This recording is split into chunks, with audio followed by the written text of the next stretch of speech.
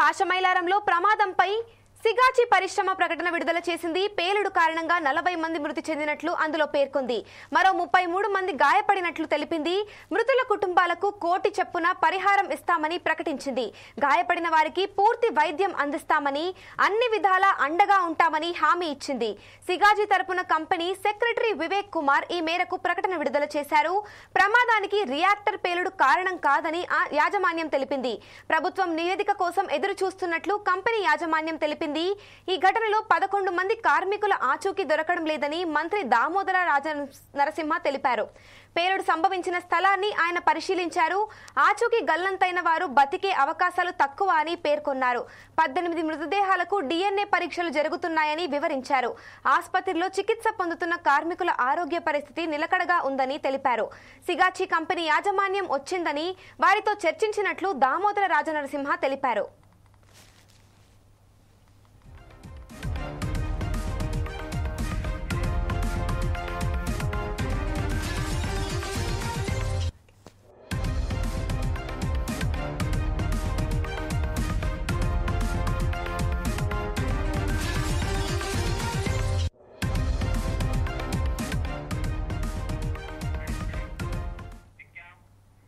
ఇక ఇదే అంశంపై మరింత సమాచారం మా రిపోర్టర్ లెనిన్ అందిస్తారు. చెప్పండి లెనిన్. మూల్య పాశమైలారంలోని సిగాచి కంపెనీలో ప్రమాదంపై పలు కీలక విషయాలు అయితే వెలుగులోకి వస్తున్నాయి. తాజాగా పోలీసుల FRI లో సంచలన విషయాలు అయితే వెల్లడించారు.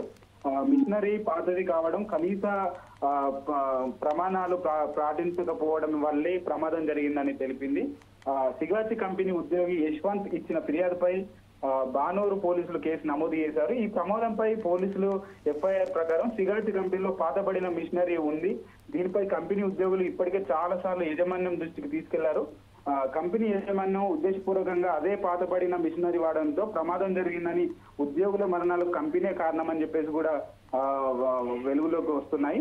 సోమవారం ఉదయం 9:30 ప్రాంతంలో ఒక్కసారిగా పేలుడు సంభవించింది. పేలుడు సమయంలో కంపెనీలో 145 మంది పని చేస్తున్నారు. పేలుడు దాటికి కొంతమంది అక్కడికక్కడే చనిపోయారు. చాలా మంది మంటల్లో కాలిపోతూ కనిపించారు.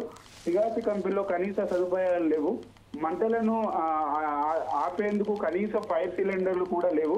ఇక సిగాచి కంపెనీలో కనీస ఏదైతే ప్రమాణాలు పాటించకపోవడం అధికారులు అయితే గుర్తించారు. ఇదిలా ఉండగా పాశమైలారంలోని పరిశ్రమలో పేలుడు సంభవించిన ప్రాంతానికి మంత్రి దామోదర రాజనరసింహ బుధవారం అయితే పరిశీలించారు. మంత్రులతో పాటు AICC Telangana incharge Meenakshi Natarajan, TPCC అధ్యక్షుడు మహేష్ కుమార్ గౌడ్, సీనియర్ నేత జంగారి తదితరులు అయితే పరిశీలించారు. ఈ సందర్భంగా ఆయన మాట్లాడుతూ ప్రమాదంలో ఇప్పటి వరకు 36 మంది మరణించారని, అంటే దాదాపు ఇప్పుడు ఈ మరణ సంఖ్య దాదాపు 40కి పైగా చేరింది.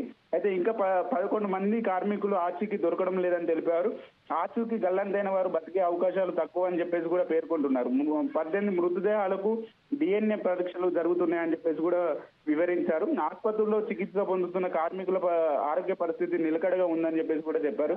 బాధితుల బంధువులు పరామర్శించి అండగా ఉంటామని చెప్పేసి వారికైతే భరోసా ఇవ్వడం జరిగింది. ఇదే అంశానికి సంబంధించి నిన్న తెలంగాణ ముఖ్యమంత్రి రేవంత్ రెడ్డి కూడా మృతుల కుటుంబాలను కూడా పరామర్శించడం జరిగింది. అదే ఎలా జరిగింది, దానికి సంబంధించినటువంటి పూర్తి డాటా కావాలని చెప్పేసి కూడా సీఎం కోరడం జరిగింది. అలానే మృతుల కుటుంబాలకు తప్పనిసరిగా ప్రభుత్వం అండగా ఉంటుందని చెప్పేసి కూడా సీఎం రేవంత్ రెడ్డి అయితే తెలపడం జరిగింది. అనేక మంది ఏదైతే వివిధ పార్టీలకు చెందినటువంటి ముఖ్య నాయకులు కూడా వెళ్లి అసలు సంఘటనకు సంబంధించినటువంటి అంశాలు ఏంటి అని చెప్పేసి కూడా కొంత ఆరాధిస్తున్నటువంటి పరిస్థితులు మనం చూడవచ్చు. అలానే కొంతమంది నాయకులు కూడా ప్రభుత్వాన్ని అయితే డిమాండ్ చేస్తున్నారు. ఇప్పటికే కేంద్ర ప్రభుత్వం కూడా ఏదైతే మృతులకు సంబంధించి 2 లక్షలు కూడా ప్రకటించడం జరిగింది. అలానే రాష్ట్ర ప్రభుత్వం కూడా ఏదైతే కంపెనీ యాజమాన్యంతో మాట్లాడి మృతుల కుటుంబాలకు కోటి నష్టపరిహారం ఇస్తామని చెప్పేసి కూడా హామీ ఇవ్వడం అయితే జరిగింది. అమూల్య, థ్యాంక్ యూ లెనిన్.